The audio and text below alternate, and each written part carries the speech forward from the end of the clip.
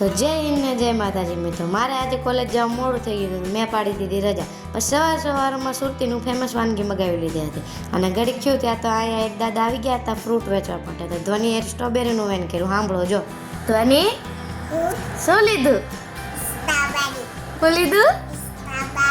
અરે વાહ, તને ભાવે? ભાવે?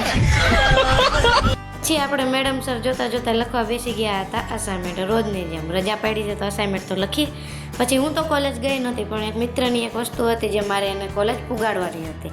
તો એ દેવા માટે હું મારી બીજી કલેજી પાસે જતી હતી. આ મારી વસ્તુ લઈ જાય પુગાડશે.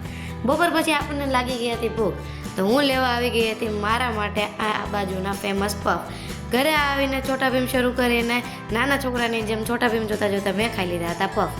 ઘરે હોય એટલે થોડું કામ કરવા પણ લાગવું પડે, એટલે મારે જવાનું હતું પપ્પા ગાડીમાં સીટું દેવા માટે. અને આવતી વખતે તો અહીં માર્કેટમાં લાડ બધા ગેસના ફુગા જોવા મળી ગયા હતા. લેવાનું મન થયું પણ ન લીધું. ઘરે આવીને ધ્વનિબેને વેન કર્યું હતું માર્કેટ જવાનું. તો એના મમ્મીએ એને મસ્ત એકદમ બાબલા જેવી તૈયાર કરી દીધી.